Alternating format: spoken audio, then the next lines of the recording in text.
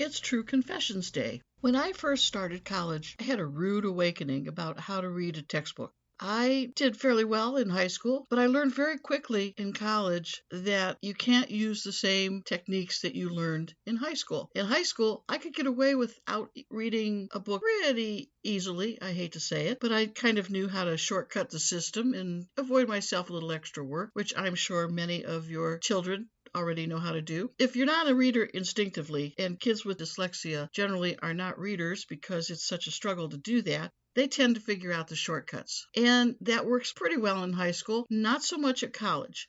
My goal today is to help anybody who has to read a college textbook learn how to do it easily, rather effectively, and make it an experience that they can actually gain knowledge from so that they can perform well on their evaluations in class. Welcome to Episode 11, How to Read a College Textbook by Mickey Hayes. The process I'm going to talk about today is something called SQ4R. S for survey, Q for question, R for read, recite, review, and reflect. Now let's take a closer look at that system and take each one of those steps apart.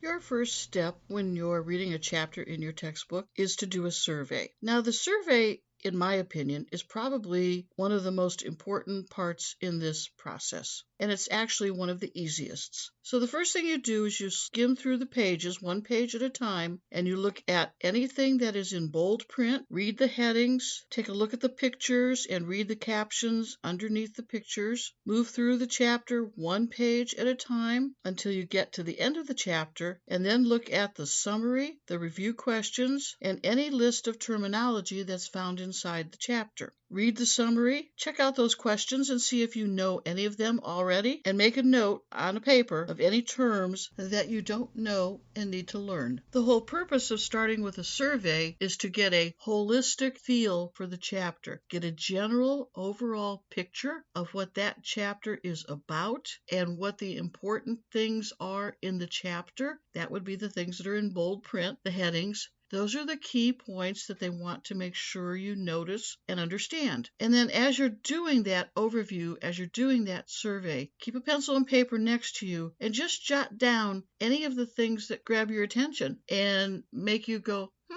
okay, I need to figure that out. And make a note of anything that stands out to you when you do that survey. You also take a look and figure out if there's information you might already know in that chapter. If you're lucky, well, that makes life ever so much easier. But you want to check and see if there's anything you already know, and you get a holistic feel for how much time you're going to have to dedicate to learning what's in that chapter. Step 2 is the Q question. Who, what, when, where, why. Whenever you think of a question, jot it down. So who? Who is mentioned in this chapter? Who's important to know in this chapter? What's going on in this chapter? When? What time frame are things happening in this chapter? Where are things taking place in this chapter? And why? Why is the author even telling you about this? Now, as you're thinking of questions that you don't know the answers to, jot them down on that piece of paper so you have a reference paper of questions to go back to and check on when you're finished. You can go into this Q section, this question section, as deep as you want to or as lightweight as you want to. It depends on the nature of the chapter, how much you feel you already know,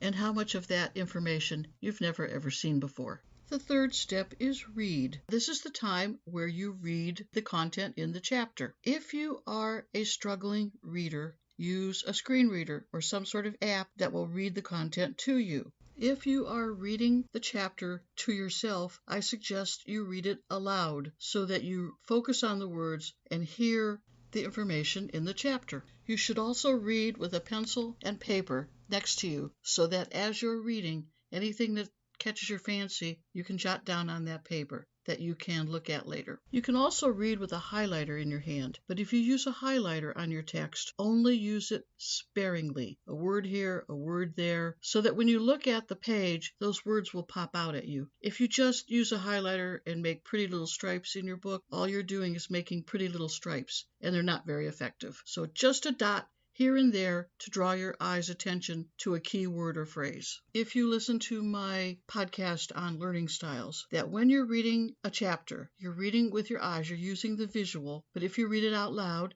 you're also using the auditory, and then if you are jotting things down on a piece of paper next to you, you're using the tactile kinesthetic preferences. And we learn best when we use all of the learning preferences. The next step in the reading process is recite. In my opinion, you have to recite your information out loud. That is the most effective way for you to commit it to your memory. What I have found is students who study quietly struggle more than the individuals who actually study out loud. You become your own teacher. You literally are teaching it to yourself by saying it out loud, and that is what you will grab onto that will help you remember the information for the test. I compared it to smoke when I would teach this to the students. You can see smoke, you can smell it, but you can't touch it. You can't grab it. That's like getting an idea quietly in your brain. You know you learned it, you know you read it, you know you studied it, but it's smoke. You just can't grab onto it. Reading aloud and reciting is very important in helping you commit the information to memory.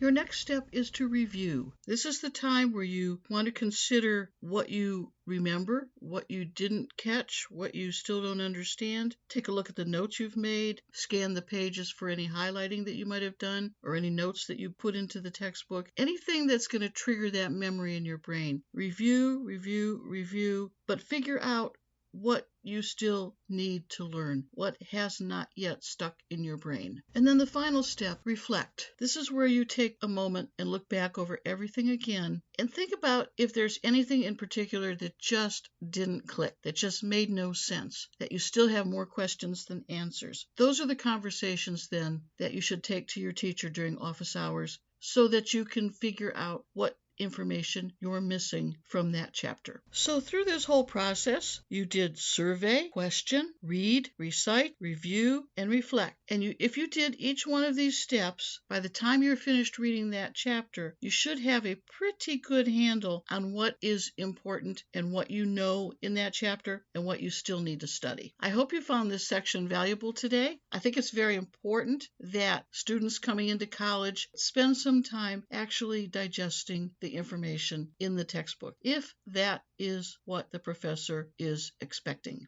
If you have any questions, please be sure to email me at micketeaches@gmail.com. MICKIE teaches@gmail.com. Thanks for joining me today.